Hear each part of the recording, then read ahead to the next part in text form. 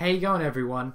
This is just a quick video just to let everyone know that Suikoden III will be re-released on the PlayStation Network various times this week. If you live in America, the game should be uploaded and available to download in about 12 hours from now, or when the PSN over there usually updates, but it'll be made available.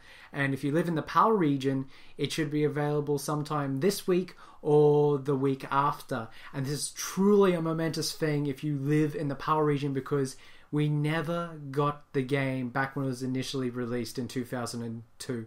And that was pretty heartbreaking. I think Konami was working on it, and then they scrapped it, I don't know, just towards the end. And it was kind of a sad thing because it was critically acclaimed across the world. But for them to sort of bail out at the last minute, it wasn't really explained why that happened. But I really took that to heart, and I wasn't really happy with Konami back then. But, you know, I'm so glad that it's finally happening now. And after so many years, I'll be finally able to play it. Now, you're saying, wow, Suikoden's your favorite series. I'm surprised you haven't tried to play it sooner. And trust me, I've tried many times. My brother gave me a copy of the American version, and I've tried plenty of times to play it. The reason that I was kind of content if I never got to play it was back in 2005, Tokyo Pop released a manga version of Suikoden 3, and I religiously collected that, and I read it cover to cover many times for over the years, and that was kind of my Suikoden 3 fix. But I'm so happy that I finally am able to play the game.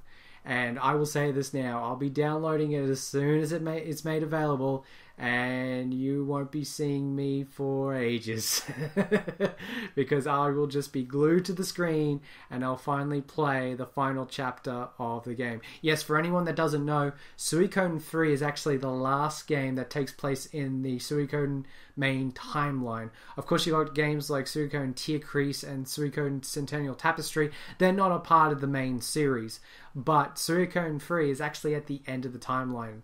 Very quickly, the timeline basically goes Suikoden 4, Suikoden Tactics, Suikoden 5, Suikoden 1, Suikoden 2, Suikoden Volume 1 and 2, and it ends with Suikoden 3.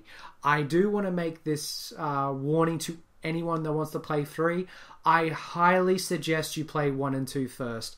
One of the characters, there's a few characters that appear in Suikoden 3, but one character who's I should say the main villain of the game, you had to play 1 and 2 to get the full effect when you find out who he is. Like, you will be blown away when you figure out who it is.